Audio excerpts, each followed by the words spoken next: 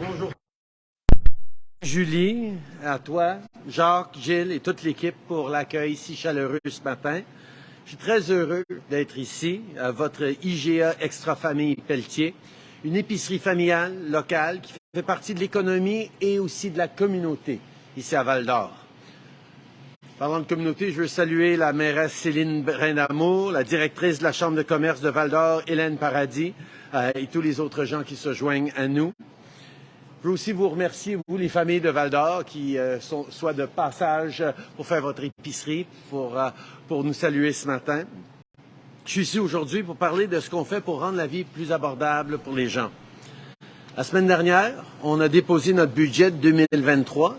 C'est un plan pour investir dans les soins de santé, créer des bons emplois, bâtir une économie propre, et c'est un plan pour rendre la vie plus abordable pour la classe moyenne. Comme vous le savez, la hausse du coût de la vie a été empirée les dernières années par la pandémie et la guerre de la Russie en Ukraine. Je viens de rencontrer des familles ici à Val-d'Or pour qui c'est pas toujours facile de payer les factures. Comme ils m'ont dit, l'épicerie, c'est une grosse partie de leur budget familial. C'est pour ça qu'on a créé le nouveau remboursement pour l'épicerie, qui va permettre à un couple admissible avec 2 enfants de recevoir jusqu'à 467 $. C'est une mesure qui va aider à rendre la vie plus abordable pour 11 millions de personnes et de familles. Les politiciens conservateurs et du Bloc québécois s'opposent à notre budget et à des mesures comme le remboursement pour l'épicerie, mais notre gouvernement va continuer d'être là pour les gens qui en ont le plus besoin. Making life more affordable is one of the big priorities of the budget we released last week. The new grocery rebate is one example of the work we're doing to support people. We're there for families, students, and small businesses. For small businesses, we're lowering credit card transaction fees. For students, we're increasing federal student loans and grants, eliminating interest charges. For families and all Canadians, we also announced the dental care plan to make sure that everyone can afford to see a dentist. Our dental plan will provide dental coverage for uninsured Canadians with family incomes under $90,000 a year, and if you or your family makes under $70,000, costs will be fully covered.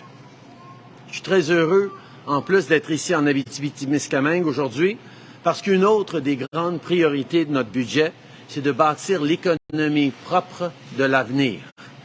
On fait des investissements pour continuer de positionner le Canada comme un fournisseur fiable d'énergie, de matériaux et de technologies dont on va avoir besoin pour l'économie plus propre de l'avenir. Plus tard aujourd'hui, je vais visiter le complexe Lithium Amérique du Nord de Sayona, une compagnie qui produit du lithium ici au Québec. Le lithium, c'est un des minéraux critiques essentiels pour fabriquer des technologies propres comme des batteries pour des véhicules électriques. C'est avec nos investissements et notre travail qu'on va avancer des projets de ressources naturelles importantes comme pour le lithium. Je vais visiter Sayona aujourd'hui, mais je pense aussi au projet de la mine de lithium de la baie James que notre gouvernement a approuvé au mois de janvier. C'est un projet qui va créer des centaines d'emplois. Parce qu'on le sait, oui, le monde est en train de changer. Les nouvelles technologies, des nouvelles façons de faire, en même temps qu'on a une déstabilisation de la géopolitique, des défis avec des pays autoritaires comme la Russie, comme la Chine. Mais de plus en plus, les compagnies, des gens en Europe et à travers le monde recherchent des sources fiables des ressources naturelles dont ils ont besoin, des produits dont on a besoin pour faire cette transition vers un avenir plus propre. Pour l'électronique, pour les piles électriques, pour tout ce qu'on est en train de faire, les gens regardent plus vers la Russie ou la Chine. Ils veulent que ça vienne d'endroits fiables. C'est ce qu'on a appris pendant la pandémie, là. Les chaînes d'approvisionnement chez des amis, c'est bien plus important. Mais en plus de juste être un partenaire fiable, le Canada est réputé d'être un pays où on respecte les travailleurs, on les paye comme du monde, on protège la qualité de vie dans nos communautés et on protège l'environnement en même temps. De plus en plus, c'est important. Les gens comprennent enfin ce qu'on dit depuis bien des années, ce que les Québécois savent depuis très longtemps. Il n'y a pas de choix à faire entre l'environnement et l'économie. Il faut que les deux aillent ensemble. Et les gens qui travaillent ici dans l'industrie minière, dans la foresterie, comprennent depuis longtemps que d'être responsable dans la façon qu'on développe et qu'on exploite les ressources, ça veut dire penser au long terme, penser aux impacts. Et c'est plus juste un désavantage de le faire comme il faut, c'est le plus grand avantage compétitif dans le monde à mesure que les gens comprennent que oui, il faut réfléchir au long terme. Budget 2023 includes investments in critical minerals, clean tech and manufacturing. Making Quebec a North American leader in this space is good for workers and for creating jobs, good for our economy and good for our clean future.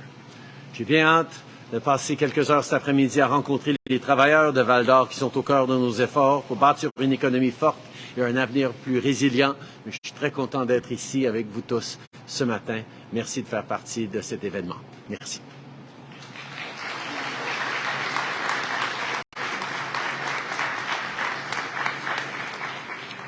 Merci, le Premier ministre. On va commencer la période des questions. On va commencer avec Jacob, the Canadian Press. Over to you. Good morning, Mr. Trudeau.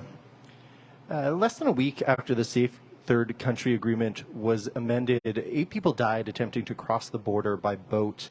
Are you concerned that the changes you made to the Safe Third Country Agreement are going to encourage riskier crossings? Of course, the tragedy is immeasurable. We think of the families and the extraordinarily difficult moments that were the last for these families, including young kids. We can't even imagine what they're going through. We need to be there to support families and folks like them.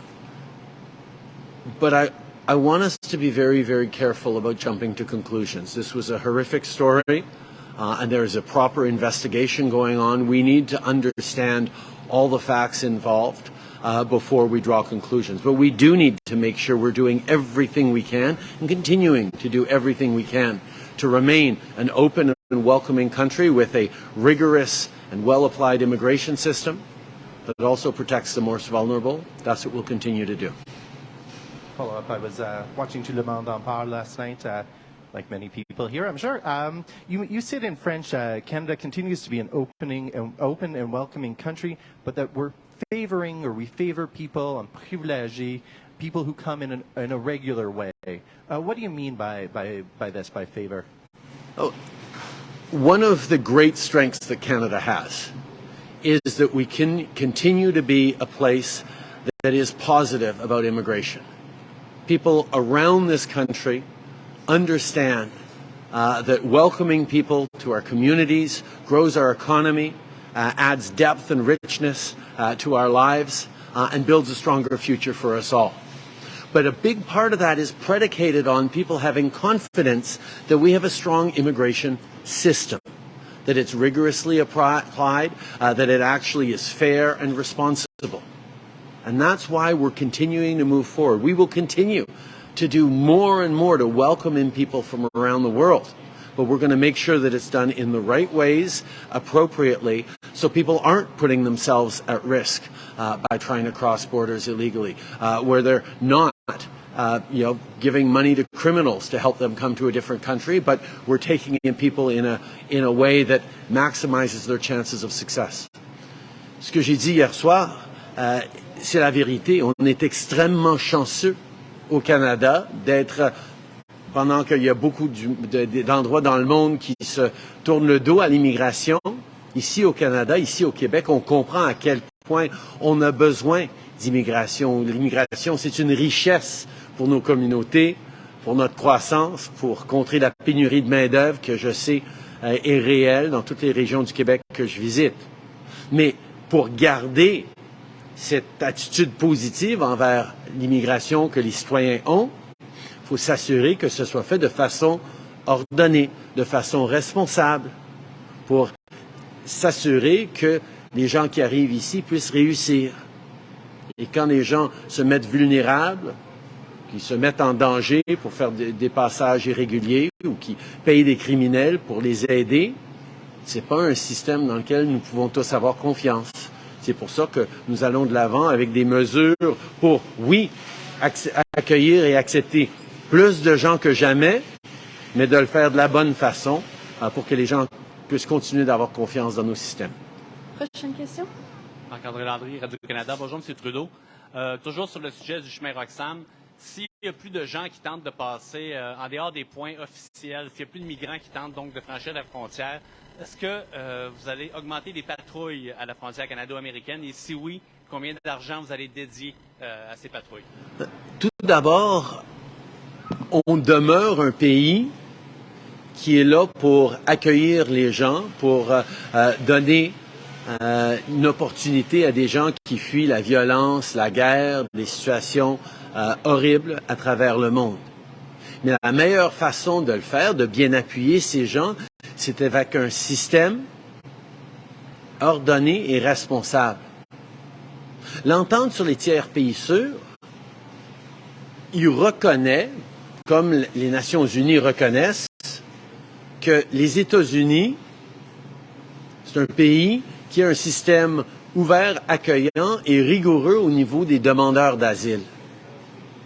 Ce que l'entente des tiers pays sûrs dit, c'est que les gens qui arrivent d'abord aux États-Unis devraient faire application pour statut de réfugié aux États-Unis. Et les gens qui arrivent d'abord au Canada devraient faire leur processus ici et pas essayer de traverser illégalement vers les États-Unis.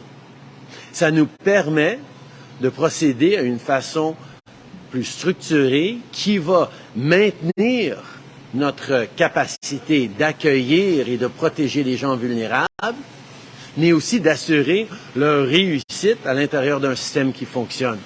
Donc, nous allons continuer de faire ce travail, comme on fera toujours. On va regarder comment les situations vont évoluer. On va réagir de façon appropriée. Mais je peux vous dire, on va continuer d'être un pays qui remplit nos obligations, qui vivent selon nos valeurs et qui vont assurer que l'immigration continue d'être une force pour nos pays, pour notre pays, pour nos régions. Est-ce que vous pourriez nous commenter évidemment le choix de Jeremy Hansen comme astronaute, le premier astronaute canadien dans une mission lunaire? Je connais Jeremy depuis plusieurs années et c'est un homme formidable qui va être, qui va marquer l'histoire, pas seulement en étant le premier Canadien à se rendre jusqu'à la Lune, mais le premier non-américain à le faire. Vous savez, on pense souvent, et vous allez me pardonner parce que ça m'excite vraiment, là, on pense souvent, mon Dieu, les astronautes, il y en a plein, il y en a des centaines, ça fait des années, ça fait 50 ans, plus que ça même, qu'on envoie des astronautes dans l'espace. Mais depuis presque 50 ans, tous ces astronautes vont seulement pour faire des orbites rapprochées autour de la Terre. C'est quand on voit des photos prises par les astronautes depuis des décennies, on voit toujours la courbe de la surface de la Terre. On voit la courbe de la planète. Dans l'histoire de l'humanité, il y a juste 24 personnes qui ont vu la planète de leurs yeux dans son entièreté, le cercle complet de la planète Terre. 24 personnes, puis c'est tous des Américains.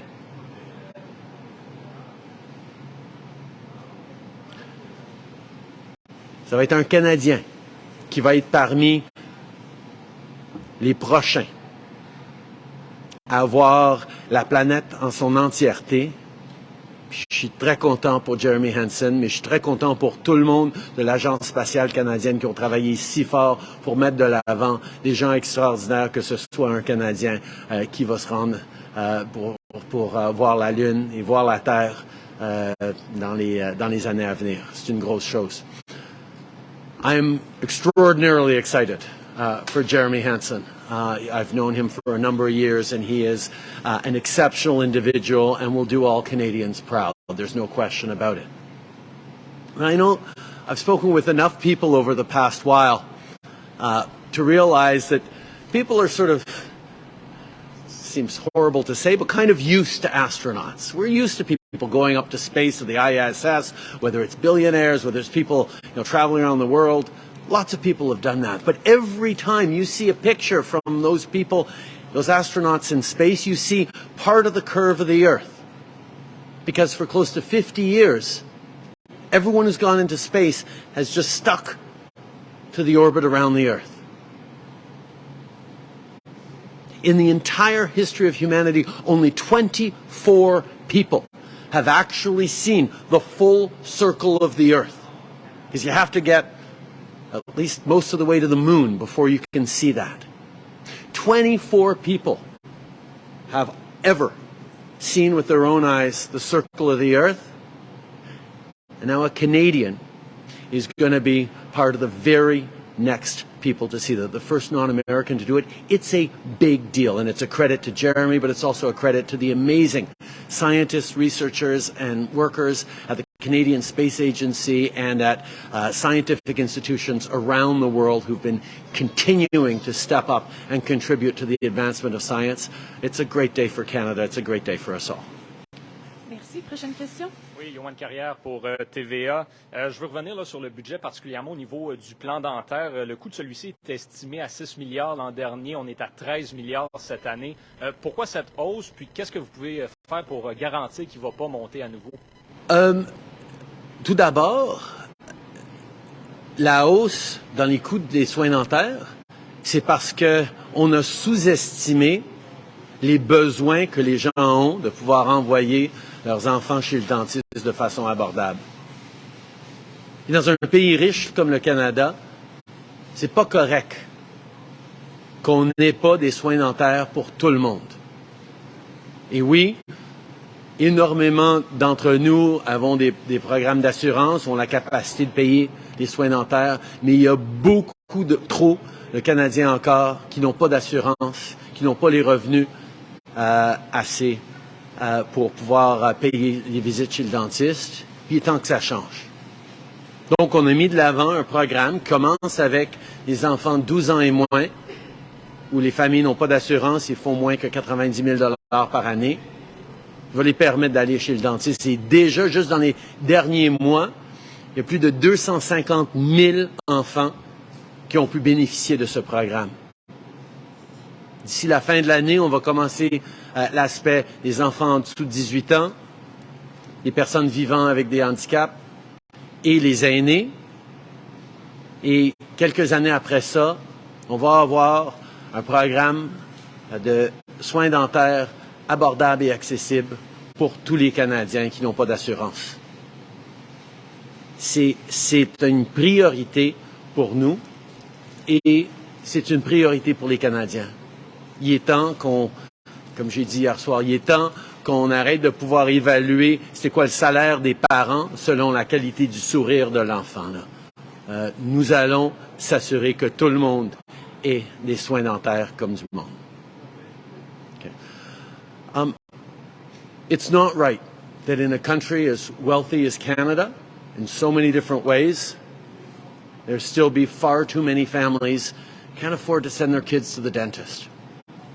That's why last year we moved forward with a program to make sure the kids under 12 from families that don't have insurance coverage and make less than $90,000 a year are able to go visit the dentist.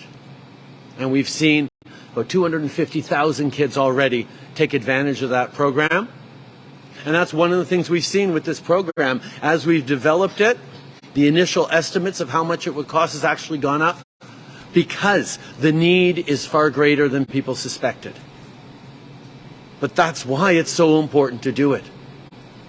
We should not want to live in a country where you can guess at how much money someone's parents made by the quality of their smile. It's about health. It's about respect. It's about doing the right thing, and that's why we're moving forward on dental care, and that's why it's so inconceivable to me that Conservatives continue to stand against delivering dental care for everyone in this country. But it goes to show their approach to things. Vous allez visiter le complexe de Sayona cet après-midi. On comprend que bon, c'est quelque chose là, qui excite beaucoup le Canada au complet d'avoir le Québec là, comme chef de file dans le domaine du lithium. Mais comment est-ce qu'on s'assure qu'on ne brûle pas des étapes dans le redémarrage des complexes comme celui-ci? Oui. Le Canada a les ressources dont le monde a besoin dans les années à venir. Mais une des raisons que le Canada est bien positionné, c'est justement parce qu'on a gagné la réputation d'être un pays qui se préoccupe de l'environnement, qui se préoccupe de la qualité de vie dans les communautés qui entourent les projets, qui se préoccupe de la santé, de la sécurité, du bien-être et des bons salaires pour les travailleurs. Et ça, c'est devenu un avantage compétitif. Quand des clients comme Volkswagen ou des grandes compagnies à travers le monde, Apple et d'autres, veulent sourcer du matériel propre, ils regardent de plus en plus vers le Québec et vers le Canada. Parce qu'on fait les choses de la bonne façon. Donc, c'est certain que oui, on va développer encore plus nos capacités en ressources naturelles, dans les mines de lithium et d'autres minéraux critiques. Mais on va s'assurer de le faire de la bonne façon parce que c'est là notre avantage compétitif. Que les gens savent quand ils achètent quelque chose du Canada, ça a été bien fait de façon responsable. De plus en plus, c'est important dans le monde et c'est sur ça qu'on travaille ensemble depuis 8 ans et on est en train de voir à quel point ça aboutit. Mais on va continuer de s'assurer que tout est bien fait, même avec cette demande croissante pour nos ressources. Prochaine question. Bonjour, Monsieur le Premier ministre. Guylaine Beauchemin de Médiaté Amos.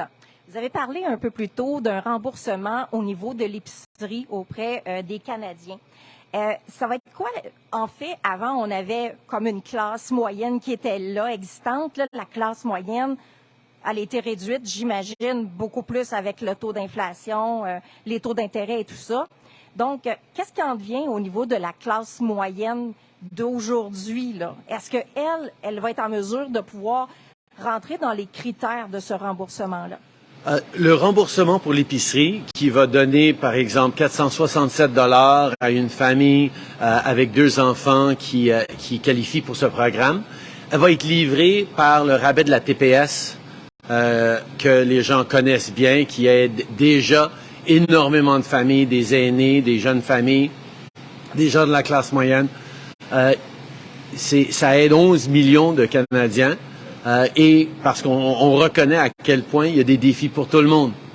C'est comme, par exemple, avec l'allocation canadienne pour enfants, qu'on a commencé il y a plusieurs années, qui fait une énorme différence dans la vie des gens, des centaines de dollars par mois, libres d'impôts.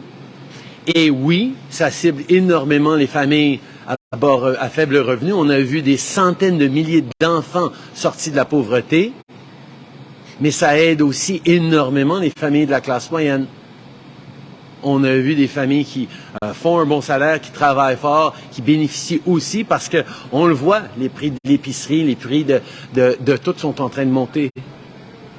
En même temps, le travail qu'on est en train de faire pour bien cibler cette aide à ceux qui en ont besoin nous empêche d'empirer l'inflation. Parce qu'on sait que quand le gouvernement investit pour aider les gens, ça pourrait avoir un effet d'augmenter l'inflation. Mais on est en train de veiller de façon responsable et l'inflation est en route pour descendre, pour baisser jusqu'à peut-être 3 % cet été. C'est énorme, ça.